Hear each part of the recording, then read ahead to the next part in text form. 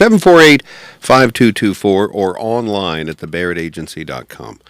In the studio with me this morning, Mr. Barrett. Good morning. Good morning, Val. How are we doing? I'm good. How are you doing? I am good. I'm on my third pina colada, so I am great. Now that's what I call a Wednesday. If summer ain't going to come to me, I'm going to come to it. No kidding. That's what I call a Wednesday. Yeah. Yes, sir. 3, huh? Yeah, it's wet. What? Yeah, it's Wet Your Whistle Wednesday. You've heard of Thirsty Thursday. It's Wet Your Whistle Wednesday. All right, so we've talked again about headphones and everything else, but we didn't talk about what we're talking about. Came prepared, though. Came prepared. You did? I did. So, Something came across your desk. Yes, and it was communication between myself and one of our clients. All right. One of our clients who actually listens to this, so she's going to know very quickly I'm talking about her. Actually, huh? Yes. Actually listens. Okay, all right, yes. She listens. And so it's a good topic. It's a really good topic. So solar. It is a good topic. Have we ever talked about solar? No. Okay. But, here's, threw a monkey wrench in my brain. Okay. What about it? I mean, if it's a part of your house, it's covered. Well, you just took the steam out of the wind out of my sails.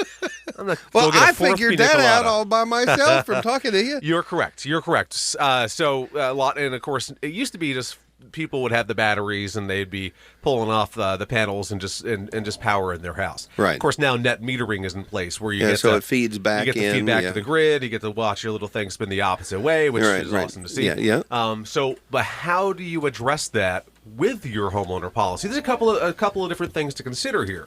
So if you attach the solar panels to your home, they are considered part of your home. Right. That was going to be my question. But if you got a sun tracker standing out in the field 100 yards from your back door, that is not part of the house. Or 50 yards. Yep.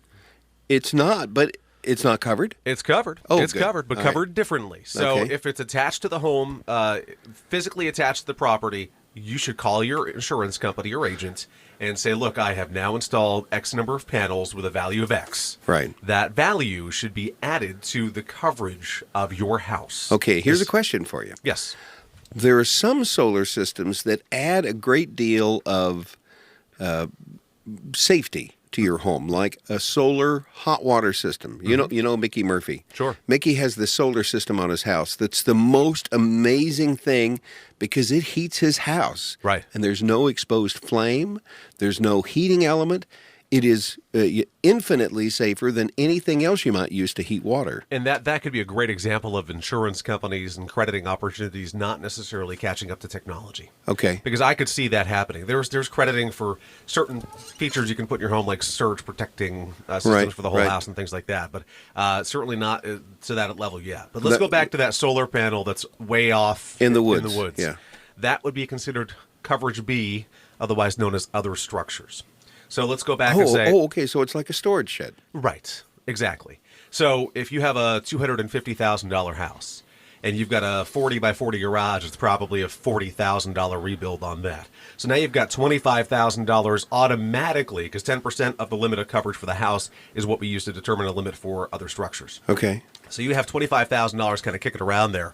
Now we need to go and say, your garage is $40,000, so you should be boosting that, but how much are those solar panels that are off in the woods? Yeah, and so you need to specifically address them if there's additional other structures at play.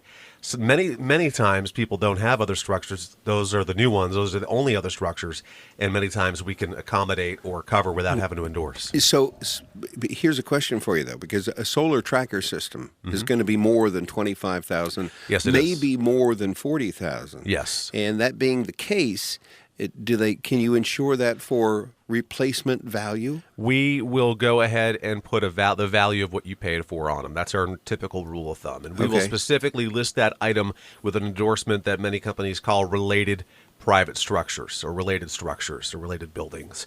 So it's an endorsement specifically made to cover other structures and increase the built-in automatic 10% limit by adding a supplemental amount as necessary to cover it properly. I just love the solar trackers. I do too. Aren't they cool? They sit there and turn and follow the sun. And inclement weather comes in and they position themselves so as to not be damaged. Have you seen those? No. There's a couple of properties around here that have those.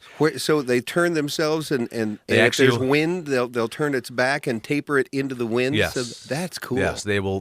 They have a safety feature on them to prevent them from being damaged in high weather, inclement weather like wind and hail and things like that. Yeah. I would hate to hear what would happen to one of those. What would have to happen to damage it? Airplane crash on it? Pretty much. Somebody drive Which out is in the a field? covered peril in your policy. So you're all set. Just don't be home when that happens. No kidding. No Yeah. kidding. Yes. All right. Good policies brought to you this morning by the Barrett Insurance Agency. You'll find them online at thebarrettagency.com or call them 748-5224. Also on Facebook, Barrett Insurance Agency. All right. And we'll talk next week. All right. Thanks, Val.